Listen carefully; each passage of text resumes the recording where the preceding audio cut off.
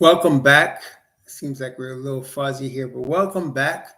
We're continuing our study in Deuteronomy, and we're in very significant chapter of the book of Deuteronomy. These be the words, which is chapter 28. I call it ground zero of the awakening. For many of us have been awakened by the words we read in Deuteronomy chapter 28. Um, and the reason for that is because many of us would ask the question or have asked the question in our hearts or even out loud, why are we under such a curse? Why are we suffering?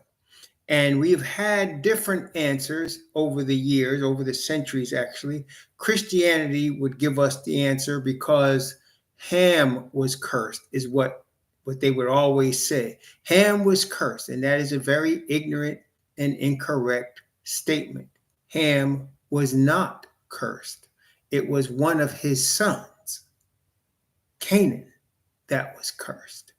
And Canaan's land was given to us. So that is not the reason Ham's curse, according to Christians, that we suffered the way we did. That is the ignorant answer that Christians try to use to say our black skin, Ham, caused us to be cursed. Again, it is an ignorant answer. It is from people that don't know the Bible, that are not chosen by the Most High, but that have been given rule over us. So we would always be asking, why are we shot in the street? Why are we the most incarcerated? Why are we seeming always to have the system against us? And the answers for many of us was found in Deuteronomy chapter 28. And we began to understand. And that was the spark plug, a spark for many of us in the journey that ended in our awakening as to who we are. Welcome back, everybody. And so that is why this chapter becomes so pivotal. Now, in the book of Hosea, Hosea is another witness that explains what would happen to us and what, in fact, as we're looking back on it now, what has happened to us and what the future holds. Again, Hosea is a prophet of the northern tribes. And in Hosea, I'm going to read from chapter 2 of Hosea, chapter 2.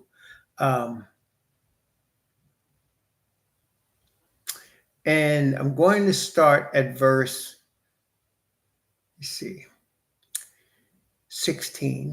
and I'm going to read down to verse 23. And this is Hosea chapter 2. Hosea is right after Daniel. Hosea, Daniel, Ezekiel, Daniel, Hosea. Hosea is chapter 2, or another way to say this is Hawashah. For that was the name of Joshua before Moses changed his name to Yahweh. His name was Hosea or Hawashah, which means to save, salvation. But it was changed to Yah is salvation by Moses. He changed his name to Yahweh. So that's the way the ancient Hebrews would say it. But in Hosea chapter 2, beginning at verse 16, and it shall be at that day, saith Yahweh, thou shalt call me Ishi, and shalt call me no more Baali. Ishi means husband. Baali means Lord. So he says, you shall not call me Lord, but you shall call me husband. For I will take away the names of Balaam, or pagan god Balaam, Lord. I will take that name out of her mouth, and they shall no more be remembered by their name.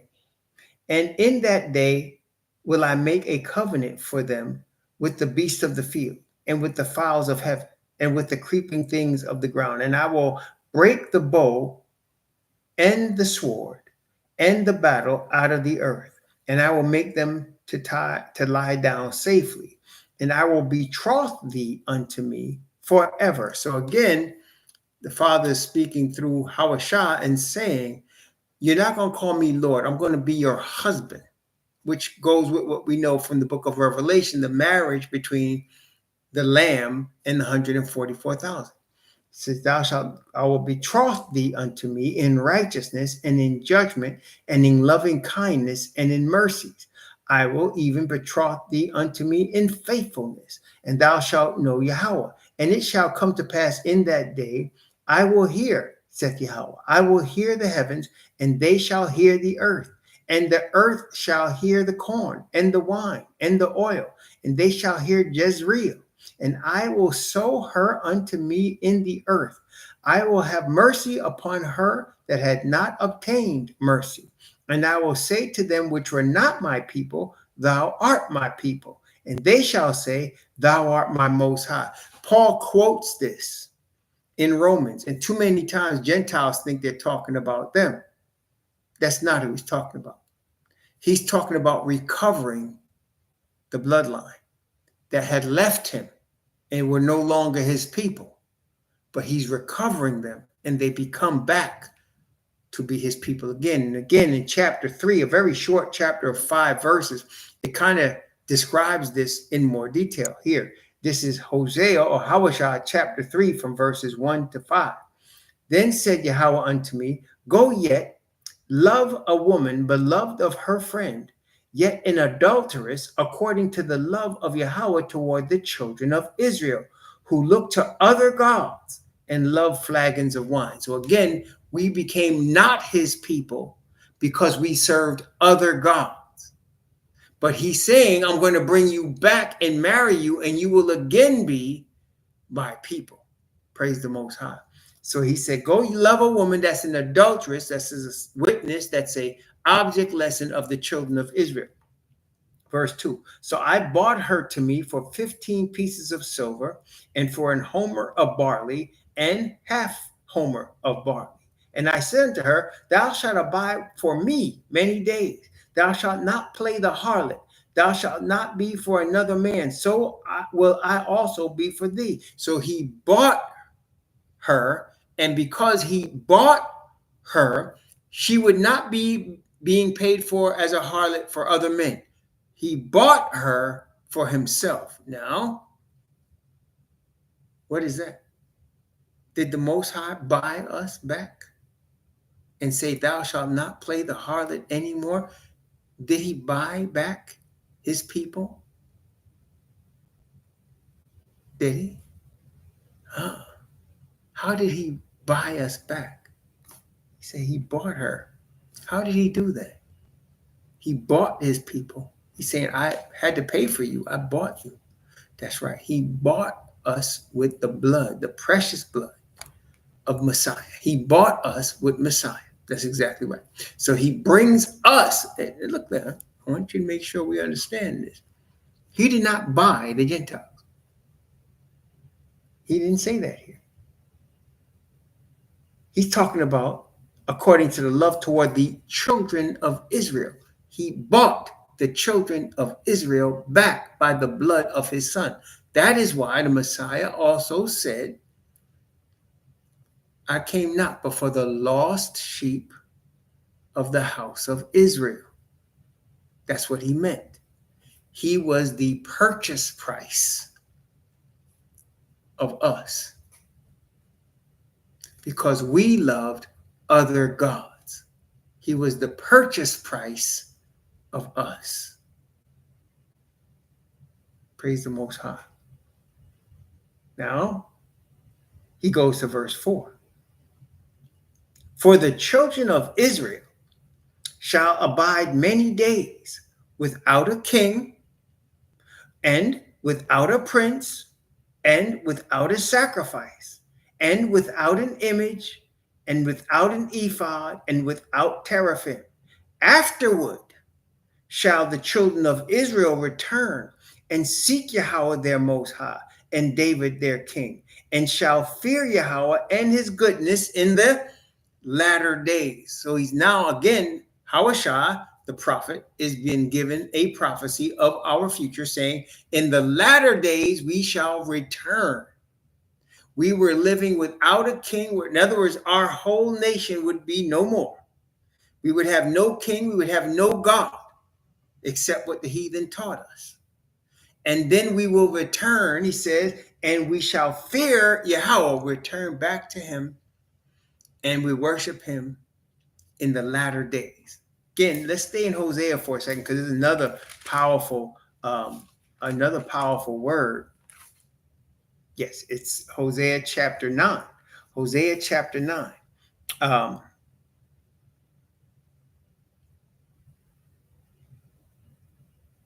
Okay, I'm going to begin at verse 7. This is Hosea chapter 9. I'm going to begin at verse 7.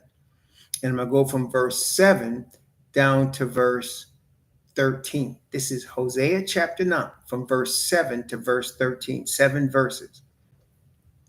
The days of visitation, that is, days of judgment, the days of visitation are come. The days of recompense are come. That's when the Messiah said in Luke that there's going to be wrath upon this people, right? Remember that? He said there's going to be wrath upon this people. He said, and he's talking about us, our fathers. So the days of visitation are come. The days of recompense are come. Israel shall know it. The prophet is a fool. The spiritual man is mad for the multitude of thine iniquity and the great hatred. The watchman of Ephraim was with my Most High, but the prophet is a snare of the fowler in all his ways, and hatred in the house of his Most High. They have deeply corrupted themselves as in the days of Gibeah. Wherefore he will remember their iniquity. He will visit their sins. I found Israel like grapes in the wilderness. I saw your fathers as the first ripe in the fig tree at her first time. But they went to Baal Peor and separated themselves unto that shame, and their abominations were according as they loved.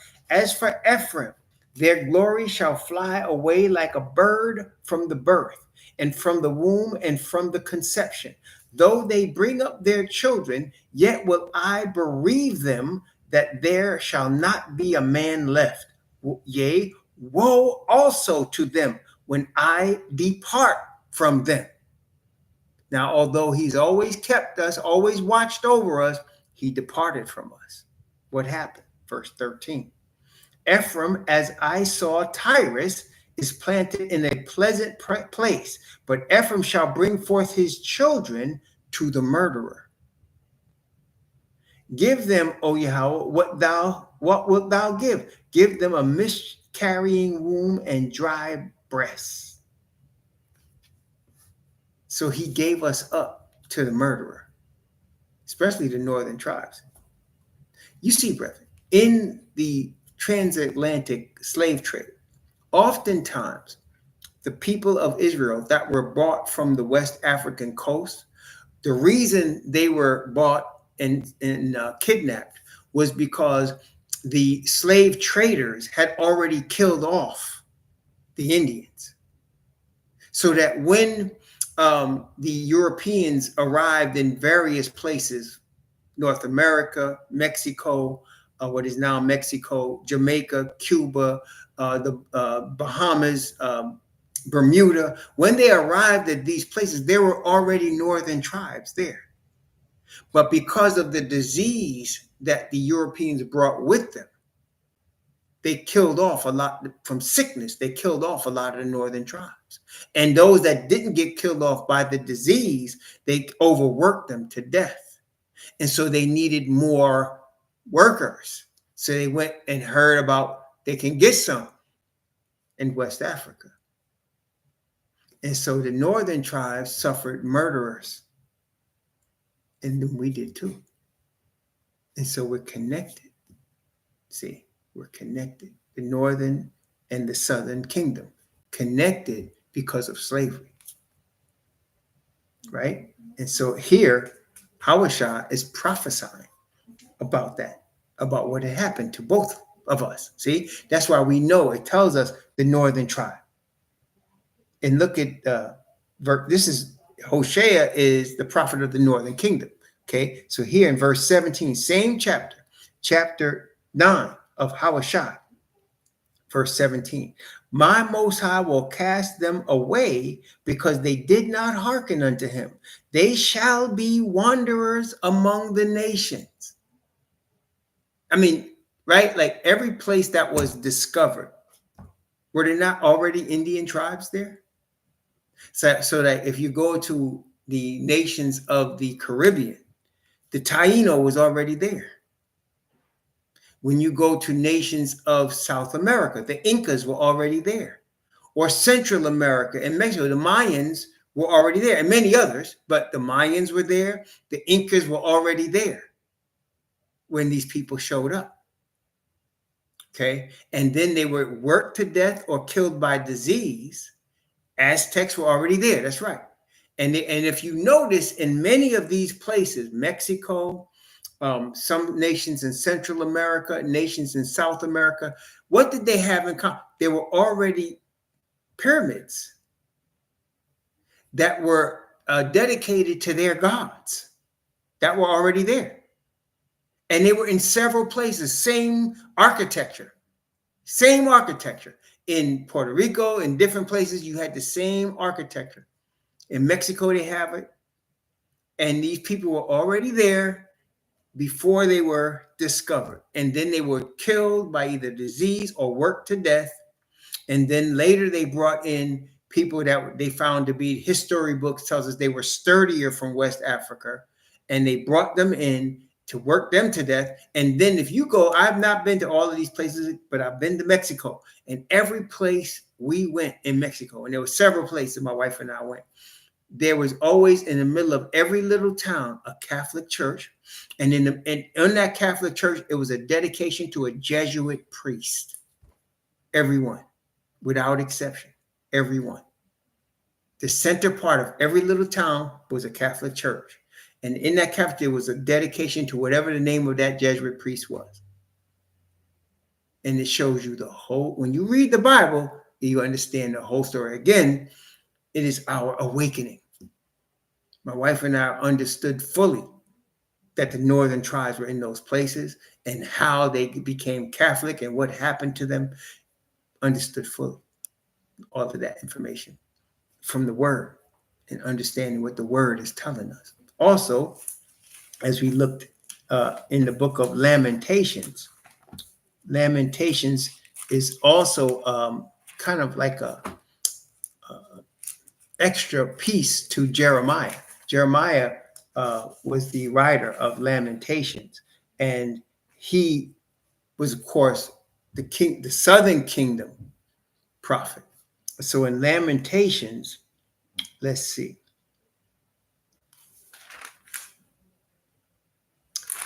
He gives some hope. Lamentations is just as it sounds. Lamentations. That's what it is. It's a book of the lamentations of the southern kingdom. So here in Lamentations chapter 3, I'm going to begin at verse 15. And I'll read from verse 15 down to verse 26, 27.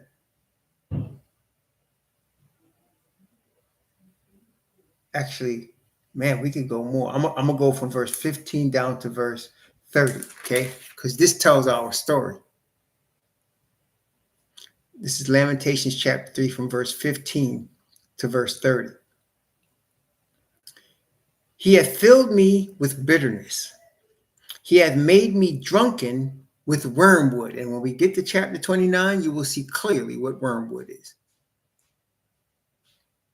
That is 29 of Deuteronomy. He hath also broken my teeth with gravel stones. He hath covered me with ashes. And thou hast removed my soul far from peace. I forgot prosperity. And I said, my strength and my hope is perished from Yahweh. Remembering mine affliction and my misery, the wormwood and the gall. My soul hath them still in remembrance and is humbled in me. This I recall to mind. Therefore have I hope. It is of Yahweh's mercies that we are not consumed, because his compassions fail not. They are new every morning. great is thy faithfulness. Yahweh is my portion, saith my soul. Therefore will I hope in him. Yahweh is good unto them that wait for him, to the soul that seeketh him. It is good that a man should both hope and quietly wait for the salvation of Yahweh. It is good for a man that he bear the yoke in his youth. He sitteth alone and keepeth silence, because he hath borne it upon him. He putteth his mouth in the dust. If so be there may be hope. He giveth his cheek to him that smiteth him. He is filled full a reproach. Verse 31, for Yahweh will not cast off forever. That's the promise, right?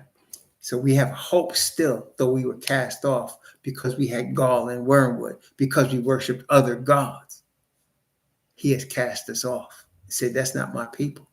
But then in the latter days, which is where we live now, he will bring us back, which requires us to be awakened back to who we are and who our God is, to cast off man-made religions and man-made gods, and then be brought back so that the words of the Most High and his prophets, both Jeremiah and Hawashah and others, would be fulfilled. Praise the Most High.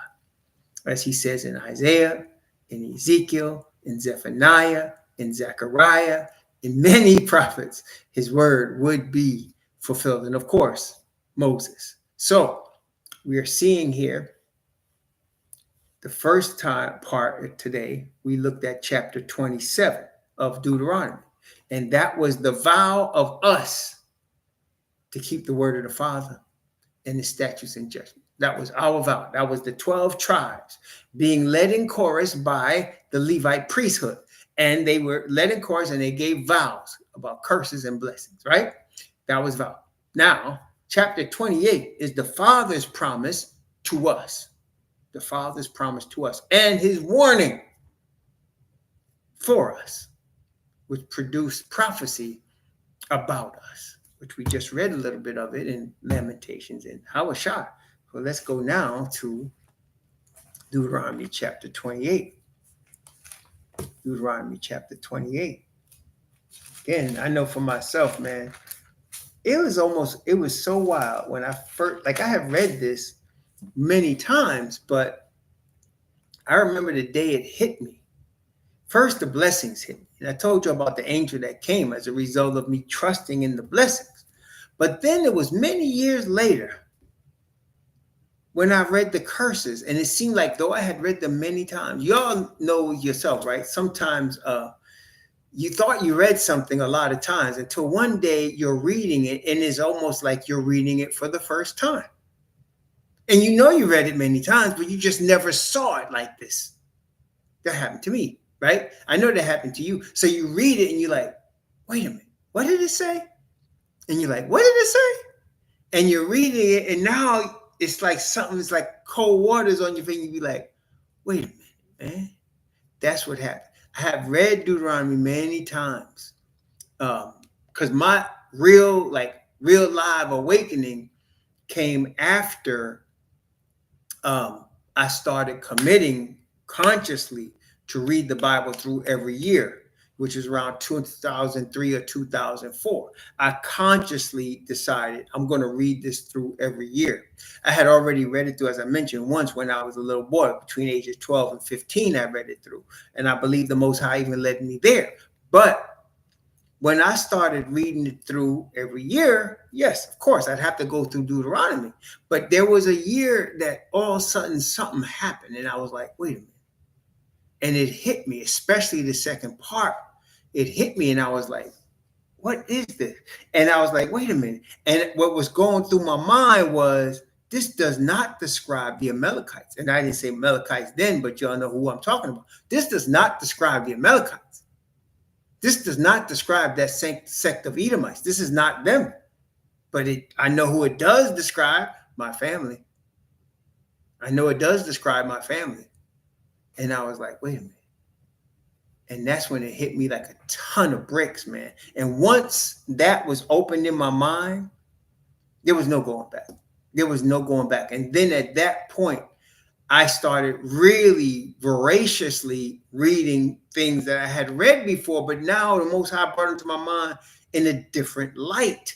And I started seeing everything differently. You see, when I was in Christianity, when we would read Revelation, it was always based in European history.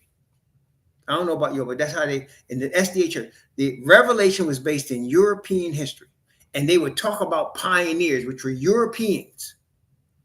And they would never talk about the true Hebrews except to be, they put it like this. They say, there's the colored work. That's what they would call us, the colored. But when this started happening, I was like, wait a minute, man, this is different. And I understood that everything I had formerly read, I had to read again, almost like for the first time, because now it's not European history. It's not. It's the history of the Black people, which is the Hebrews. It's the history of the descendants of slaves. And everything changed. And everything became clear, brethren. And I'm looking at Paul, when I'm looking at Revelation, and I'm looking at Ezekiel, everything opened up. And I was like, oh, shoot. When you look at it in terms of the slave trade, when you look at it in terms of us, man, this wipes out everything else. Everything is different. And then I started looking at the Gospels, and I understood the Messiah was talking to Hebrews. There's only a couple of places in the 4 Gospels Messiah is talking to somebody that's not a Hebrew. He was talking to a Syrophoenician woman. You remember that? He was talking to the Samaritan woman who wasn't a Hebrew. Okay, he was talking to her. There's a couple of instances. I think you can count them definitely within 10 or less, maybe 5 even, where he's talking to somebody that's not a Hebrew. Everybody else he's talking to is a bloodline Hebrew. So when he says love one another, he's talking about us. And isn't that what we need to do? We're always talking about we killing each other, right? We need to love one another. And that's what he was saying.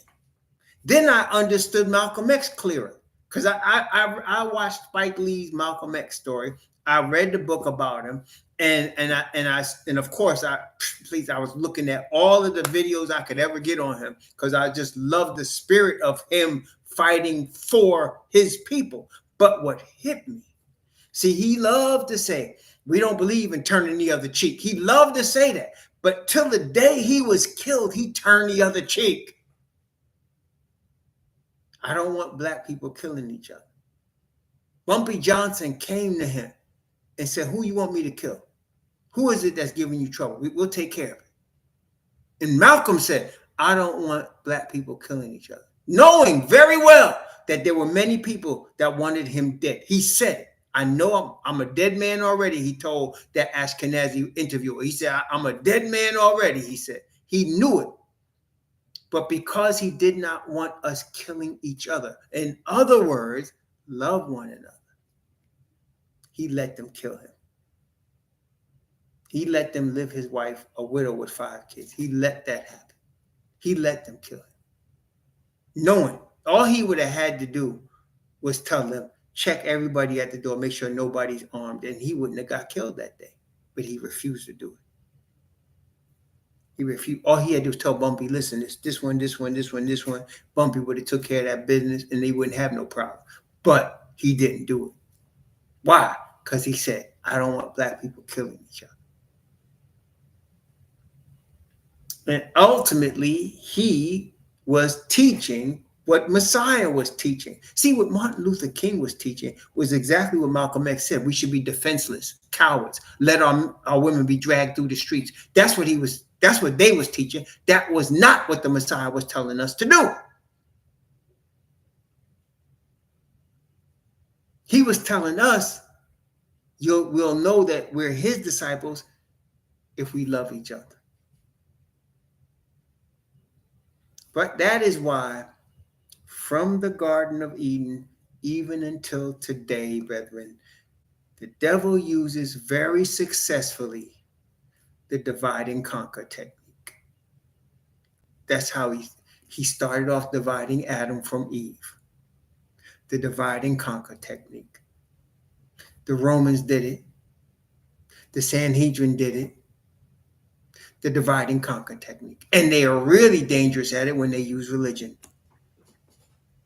The divide and conquer technique. When our minds are one in Messiah and in the Father Yah, and we're not divided by religion, we're divided by nothing but our allegiance to the Heavenly Father and His Word. When that happens, nothing can break us apart because each of us are aligned with the Father. And so that only makes us together stronger, right? So we're not aligned for each other. We're aligned with the Father. And through the Messiah, He teaches us because we're all seeking the glory of the Father, we connect with each other. See? And that's what I get. I was wondering, even in myself, I said, why do I like listening to this guy so much? And my father said to me, my daddy said, he said, man, if you were born early, you'd have been the Muslim with Malcolm X. I said, you're probably right.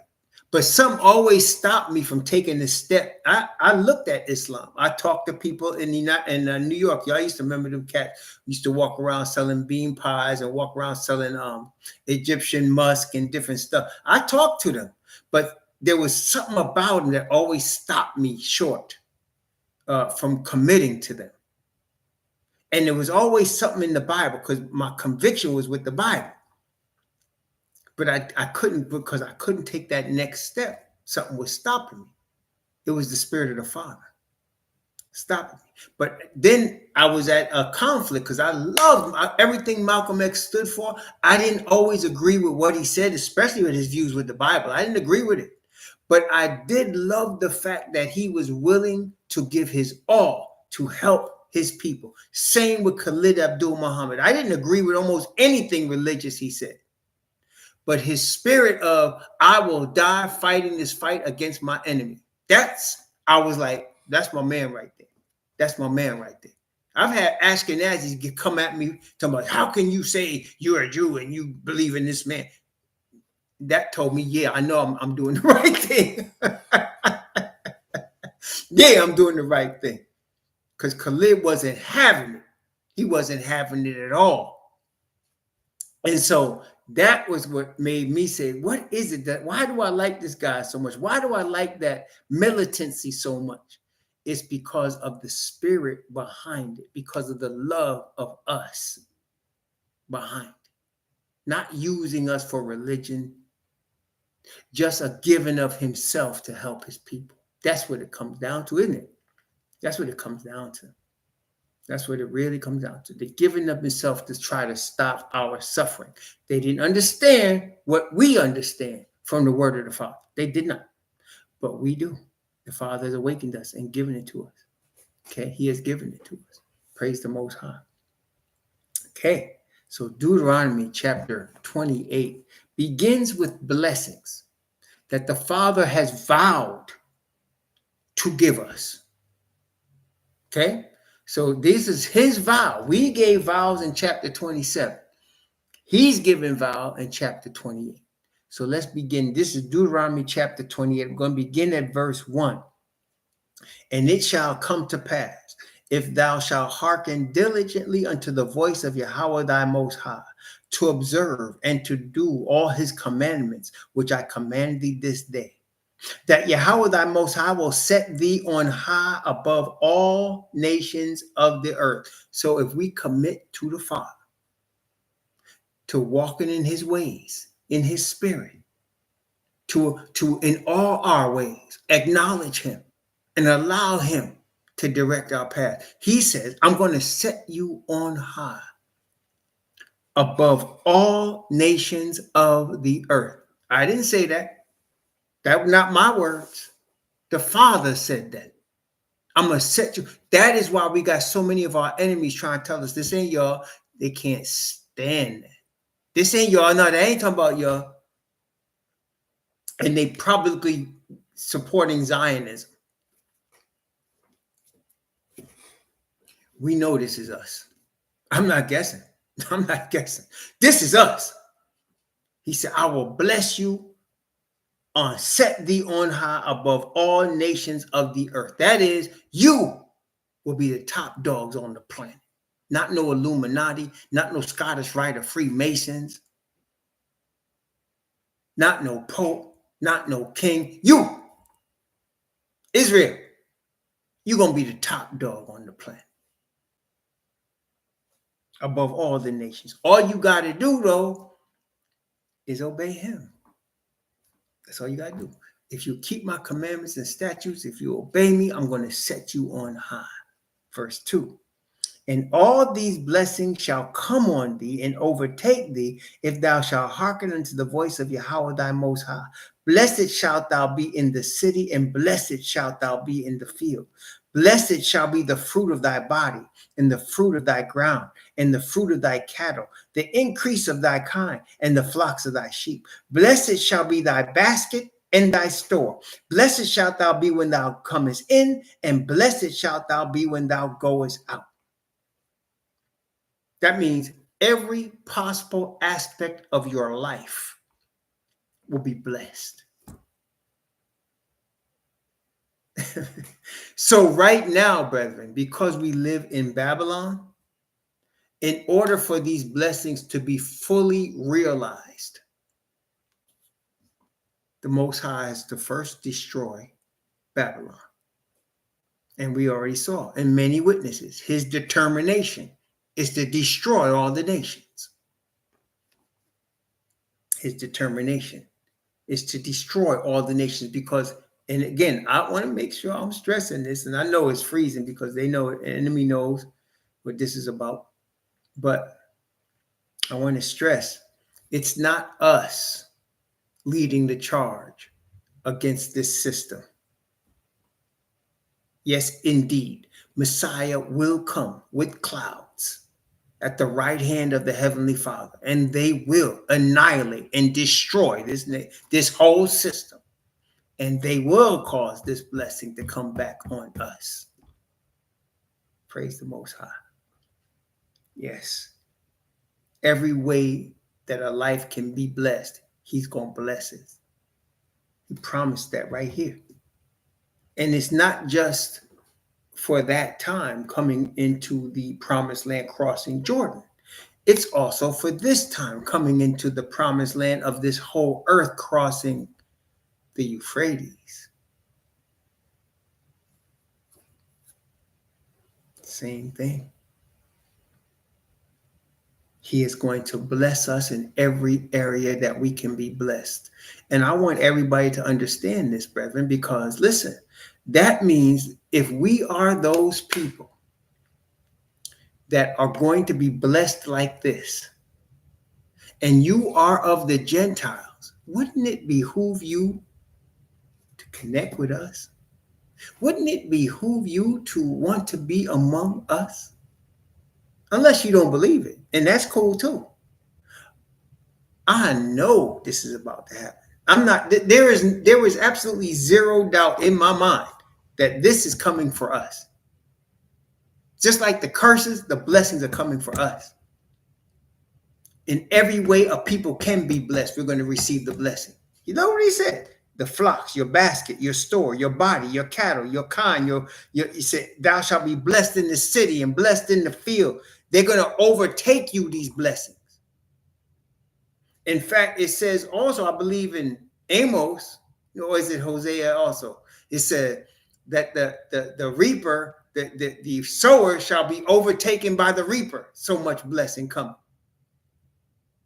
And that's coming for us, for the faithful ones to the Heavenly Father. No other God but him. The God that brought us out of Mizraim, out of the house of bondage, he bring us out, and that's our God. There's no other. We are his witnesses. Praise the Most High. We are his witnesses. Okay, verse 7. Yahweh shall cause thine enemies that rise up against thee to be smitten before thy face. They shall come out against thee one way and flee before thee 7 ways. So again, I want to make sure we understand it's not us that causes this to happen. The Bible just said it's Yahweh causing it to happen for us. So when our enemies come against us, as the Bible shows us, they're going to try to take the city. They're going to have a major problem. They're going to have a major problem. Not because of us, because of our God that's coming in the clouds. And he's coming in the clouds. The Messiah is coming in the clouds. Who shall stand? Wrath of the Lamb is come, and who shall be able to stand? Those of us that's under his blessing. Those of us that are the bloodline Hebrews and those that are among us will be able to stand. Praise the Most High. They will not. See, all of this that you see going on right now on the earth, all of the inequality, all of the unfairness, all of the rank, all of the destruction, all of the disgusting things that they're trying to cover up, all of that will be no more. All of his blessing will be on us and everybody with us. Verse 8, Yahweh shall command the blessing upon thee in thy storehouses, and in all that thou settest thine hand unto, and he shall bless thee in the land which Yahweh thy Most High giveth thee. Yahweh shall establish thee an holy people unto himself, as he has sworn unto thee, if thou shalt keep the commandments of Yahweh thy Most High to walk in his ways. Watch verse 10.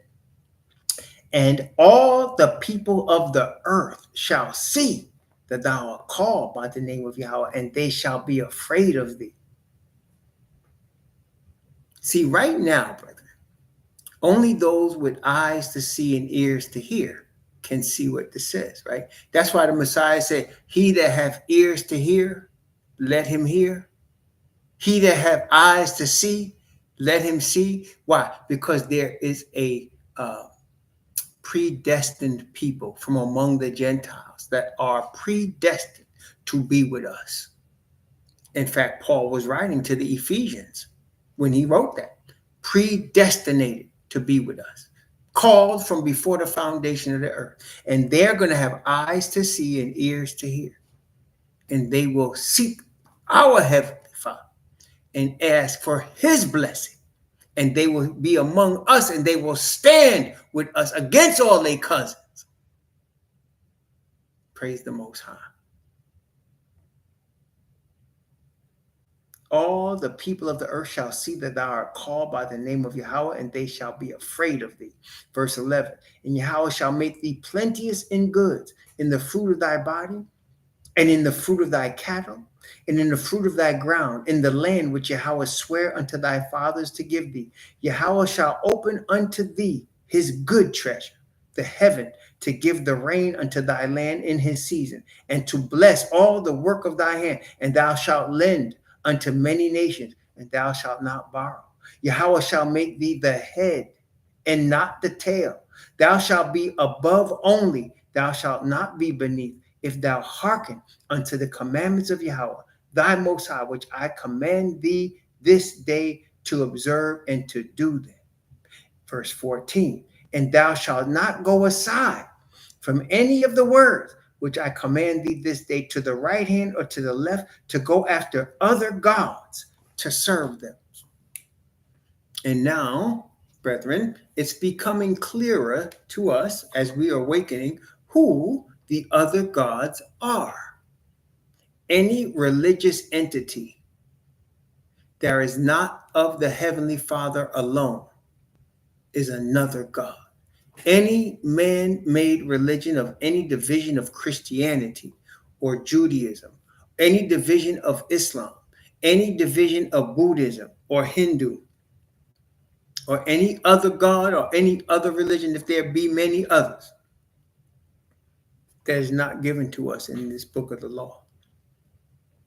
That is not representative of the people that were set free from the sin of Mizraim, the people that were set free from bondage of the slave, people that were taken out of slavery. That's not us. There's only one of us. Our story is told in the Bible. That's our story. We went across the rivers of Ethiopia. We look like ancient Egyptians. We have the same skin tone. We were sold by Hamitic people to Japhetic people. We were sold into chains of slavery, chattel slavery. We became wanderers throughout the earth, vagabonds, northern tribes. There's only one class of people that fit all of these descriptions. And those with us are with our God. As we turn to our God, we realize we cannot give glory to a church or religion. A church or religion cannot cause you or I to be justified. It cannot cause us to be declared innocent. They cannot give us the power of an eternal spirit that will cause us to live forever with the eternal Father. They cannot do it. They have no power to do that. They can only be as they are, temporary. Everything that man has touched is temporary. Everything. They're so desperate to get into space and say they're going to Mars. Anything they touch is temporary. Anything. They have never touched the New Jerusalem, and they never will. They have never touched the tree of life, and they never will. Anything man has made is temporary. Anything the Father has made is eternal. He has given us new spirit. That spirit is eternal. As long as we are still with that spirit, we also will remain eternal. Any religion that has a man's name on it is temporary. Anyone that the Father has named is eternal. And you will see it in his word. Yasha'al is an eternal nation. Why? The Father named Yasha'al. It's an eternal nation. We are called by the name he gave us. Christianity is not named in the Bible. It is temporary. The religion of Islam is not named in the Bible. It is temporary. The Talmud is not named in the Bible. It is temporary.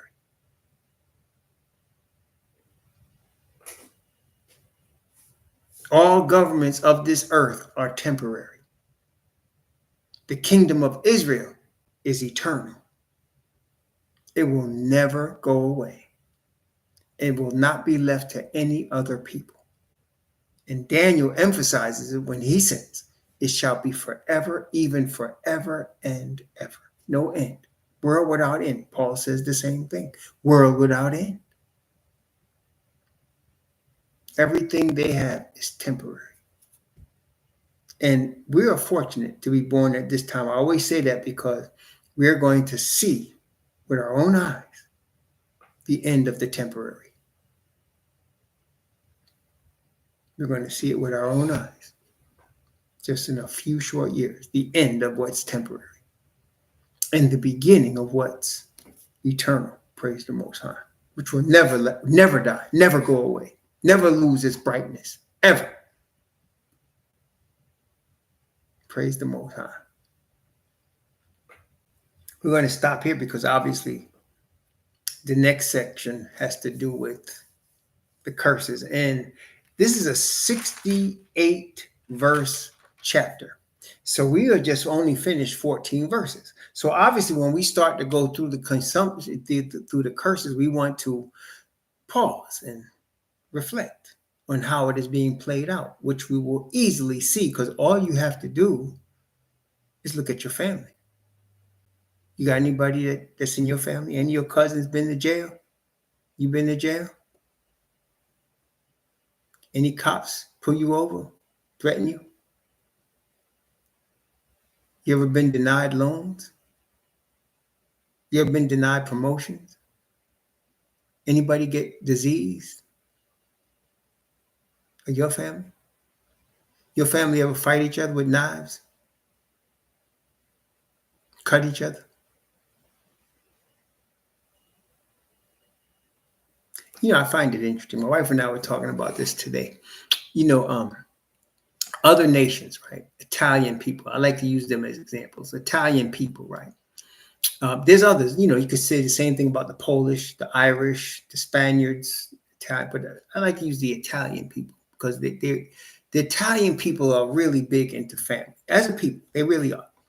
And when Italians came to this land through Ellis Island, the United States of America, from Italy, they would seek out Italian neighborhoods because they would seek out their relatives, right? So they came to and this is, again, this is not just, I'm just using Italians as an example, but almost every one of the other nations follow the same thing. So they come here and they are looking for their family that's already here.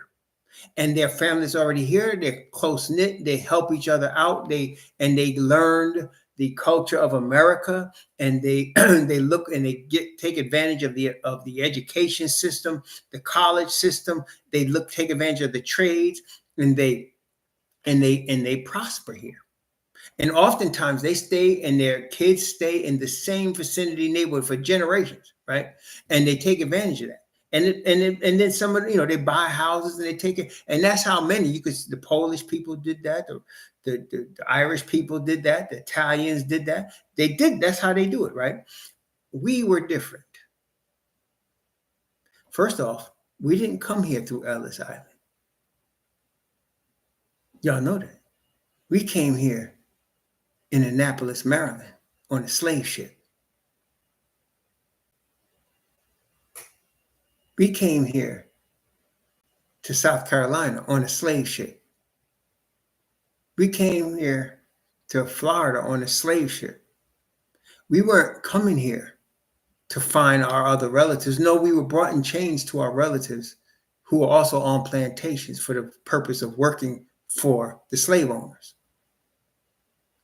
We didn't come to our neighborhoods because we had people that we were familiar with. Our neighborhoods were created to encase us, to cage us in. That's what redlining was about. They were created to cage us in. And once they had us caged in, they flooded our neighborhoods with heroin, and marijuana, and alcohol. There was the strongest. We didn't just have, we didn't just get no Miller beer. No. Old English 800 malt liquor, the strongest alcohol. Schlitz Bull, the strongest alcohol, was in our neighborhoods. There wasn't no Miller, wasn't no Beck's. No, that's not for us. No, St. Ives, right? St. Ives was in our neighborhood. Mr. Boston, Mad Dog 2020, Thunderbird, Old English 800, Schlitz malt liquor, the hardest stuff. That's what they brought to us. And then they combine that with Little Debbie's. Oh yeah, Little Debbie's, the sugar-filled sweets that you can get for 5, 10, 25 cents that cause you later to have diabetes and heart disease. And we thought they smoke Marlboros. What we got? We get Salem, Kent, on every corner. And you can't move out. You ain't making enough money to move out. Newport, you ain't making enough money to move out. And you can't save either. You can't save enough to move out. And if you happen to be able to struggle to get out, you got to pay a heavy price just to be able to rent in one of their neighborhoods where you're safer, and you would be safer because their neighborhoods are safe. Ain't no crack coming there. Ain't no heroin coming there. Ain't none of that stuff coming there. You safe. And you do this for decades upon decades. Then you deal with the politicians and you create more prisons. Then you got us in red line neighborhoods. You got us filled with crack and heroin. You got us filled with that stuff. You got the strongest of the strong alcoholic drinks for us to have. Cheap too. You can get it cheap. St. Ives ain't cost you nothing. Mad Dog 2020, a high school kid could get that on a, you ain't need no money to buy that stuff. You can get Cools, Kents, Newports cheap to kill you. And then once they do that, so you got the Italians, they got the neighbors, ain't no crack coming in there. Ain't no crack coming in there. They getting jobs, they getting trades. They don't even have to go to college. They just have to work hard and they can fulfill the American dream. And they got it made. They got it just like that. Then they can say, we worked hard for it. And look at those black people. Look at the neighborhood, see? After they done dogged us like that, they say, oh, it's because of how we are. It ain't the government that created the redlining. It ain't the government that brought in crack from South America and Central America. It ain't that. No. It's because we are animals. They're just better human beings than us. And that's what they try to teach you. They're just better human beings than us. Never mind that they came over here and slaughtered the Indians with their nasty diseases and then went and stole us and had us build the stuff from. No. It's because we're lesser people than them. That's why. They're of a higher form of human being. See how they do it? See how they do it? And then they point at you and say, that's when the Bible says they pointed at us and they said, these are the people of your house. See?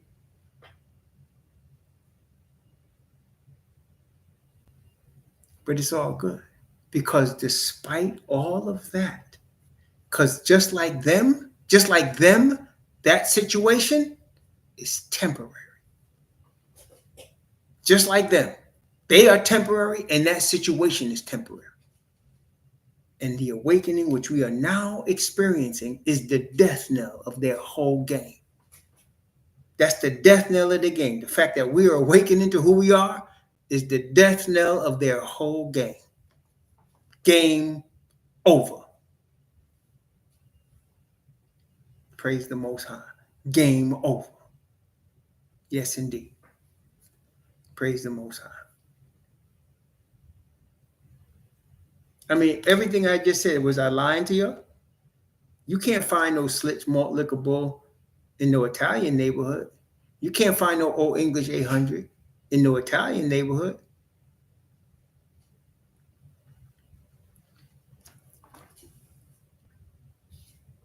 You can't find that there. You can't find no St. Ides, Mr. Boston in no Italian neighborhood. When they open a liquor store in their neighborhood, it's class, man. That's the serious wine. That's them bottles of wine that cost you $20 and up. You could buy, Wild Irish Rose for $5. You can't buy nothing in their liquor store for no $5. You getting fine. You getting Chianti. You talking Chianti with them. Pinot Noir.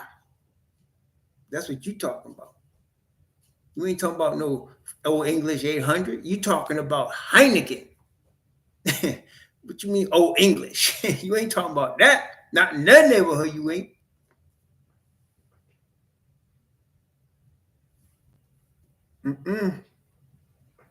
But don't worry.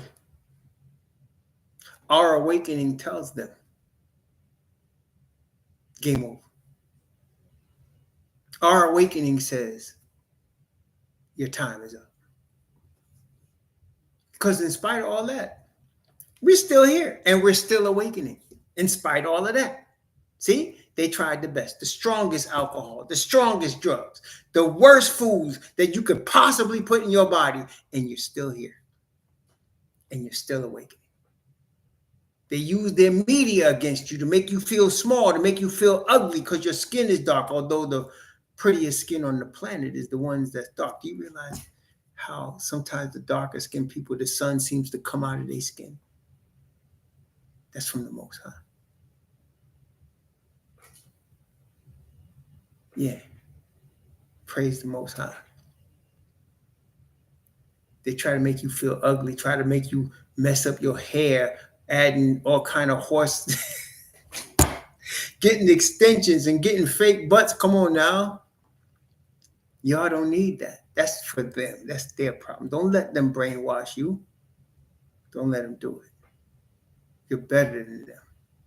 You're not like that. You're better than them. No, we're not like Don't ever think you're like, how can a group of people that he says, I'm going to establish you a holy people unto myself, be like anybody else? Wait, just on the logic of it, think of this. How can the creator say, I'm going to make this certain group of people above all the people of the earth? How can that people be like anybody else? They're not. They're not. We are not like them. And what's my boy say? They not like us. They not what he said? What's his name? I forgot his name. They not like us. No. And I'm not saying this because of my opinion. It's right. Kendrick Lamar. They not like us. No. The Bible tells us that. I'm not making that up. The Bible said, I'm going to establish you a holy people unto myself, as he has sworn unto thee. And he says, I'm going to make you above all the people of the earth. I did not say that. Moses said that. He has established you a holy. Don't just eat anything, because I've established you a holy people unto myself above all the people of the earth. See, they try to make you think your work, because you live in tenements and you live in projects and you live in places that are filled with drugs. Just remember, you didn't bring that there. They brought that there. You didn't create a red line. They did. Don't blame yourself. That's them. But now you're awakening. And they don't know what to do with you, Zion. They don't know what to do with you. So what they do is they hire these government agents to pose as you. Yeah. They're hiring to pose as you, and they make all kind of outlandish statements, and they do all kind of outlandish things. And they say, this is you. No, it's all good, though. It's all good. You cannot duplicate the eternal spirit of the Father. You can't do it. No matter what, they can't do it. And his word is going to come to pass no matter what they say. I don't care what the TV says, what their media tells you. They can't do it. The revolution, as our brother said, will not be televised. And there is going to be a revolution. And when Messiah and Father Yah come breaking through them clouds, all of them satellites are going to be no good. They won't be able to communicate. There'll be no communication. There'll be no radio communication. Just imagine the Father and the Messiah coming through. There'll be no radio communication. All of them satellites done. Towers worthless. There'll be none of that. It will not be televised. And yet, nobody's going to miss the program. Nobody's going to miss it. It's going to be seen by everybody. Praise the Most High. So yes, we'll continue in the curses in our next session, and that'll be the longest part, obviously, because we have been a long time under this curse. But it's now coming to an end. Praise the Most High. May the Most High bless you and keep you. May he cause his face to shine upon you and be gracious unto you. And may he lift up his countenance upon you and give you peace. Shalom, family.